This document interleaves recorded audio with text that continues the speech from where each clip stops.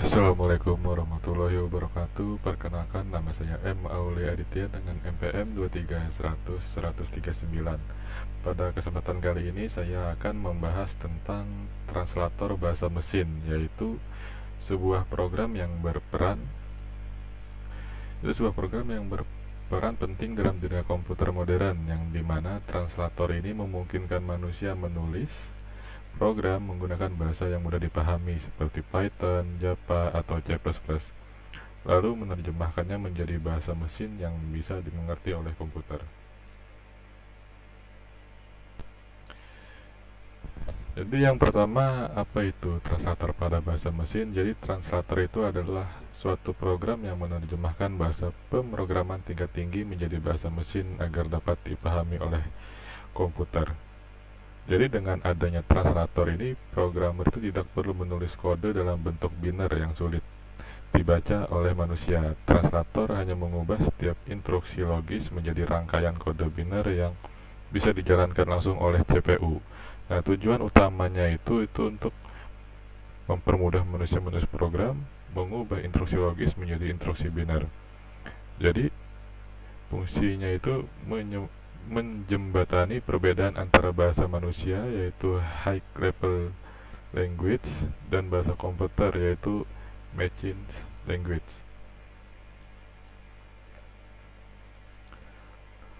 Lalu, apa saja hubungan translator dengan bahasa mesin? Jadi bahasa mesin itu terdiri dari kode biner, yaitu 0 dan 1, yang langsung dijalankan oleh CPU. Namun bahasa tingkat tinggi seperti C, Python, Java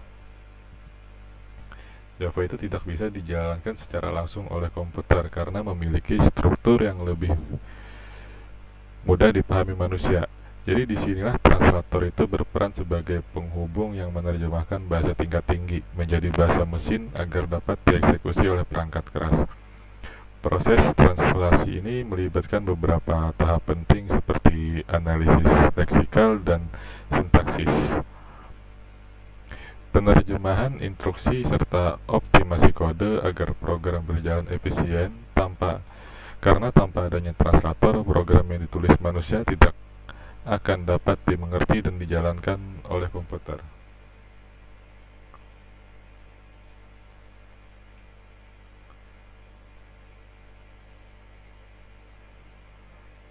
Lalu, apa saja jenis translator itu? Yang pertama itu ada compiler, yaitu jenis translator yang bekerja dengan cara menerjemahkan seluruh kode program dari bahasa tingkat tinggi menjadi bahasa mesin sekaligus sebelum program dijalankan. Jadi hasil terjemahan ini nanti itu disimpan dalam bentuk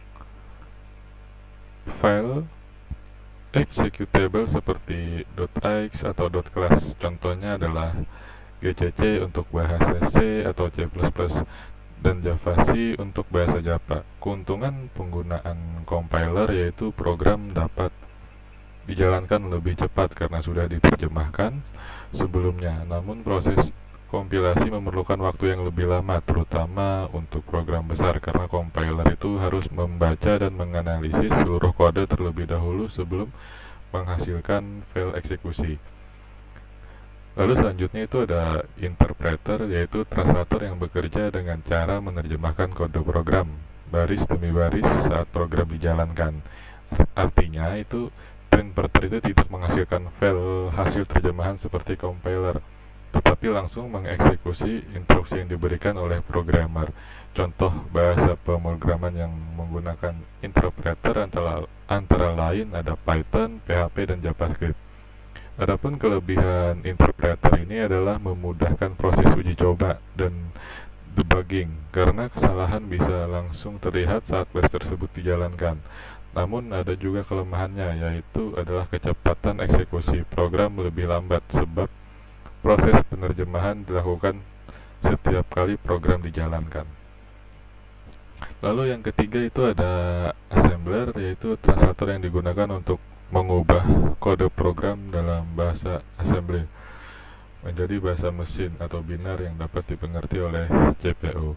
Jadi bahasa assembly ini sendiri merupakan bahasa tingkat rendah yang menggunakan simbol atau mnemonik seperti MOV, ADD, atau SUB untuk mewakili operasi mesin. Misalnya perintahnya itu MOV AX, 5 lalu ADD AX, 2 yang akan diterjemahkan oleh assembler menjadi serangkaian kode biner 0 dan 1 yang sesuai dengan instruksi tersebut.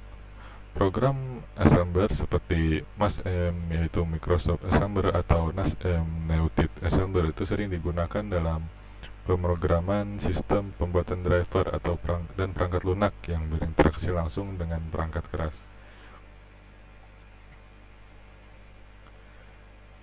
Adapun perbandingan compiler, interpreter, dan assembler ini, jadi ketiga jenis translator ini itu memiliki fungsi utama yang sama, yaitu menerjemahkan kode agar dapat dimengerti komputer, namun cara kerjanya itu yang berbeda. Compiler itu dia bekerja dengan menerjemahkan seluruh kode sekaligus dan menghasilkan file executable, sedangkan interpreter itu menerjemahkan dan menjalankan kode baris demi baris tanpa menghasilkan file terpisah. Sementara itu untuk assembler sendiri dia memiliki peran khusus, yaitu mengubah bahasa assemble menjadi bahasa mesin. Jika compiler dan interpreter bekerja dengan bahasa tingkat tinggi seperti C atau Python, maka assembler ini bekerja dengan bahasa tingkat rendah yang lebih dekat ke perangkat keras. Perbedaan ini membuat masing-masing translator itu digunakan sesuai kebutuhan. Compiler untuk efisiensi, interpreter untuk fleksibilitas, dan assembler itu untuk kontrol penuh terhadap sistem.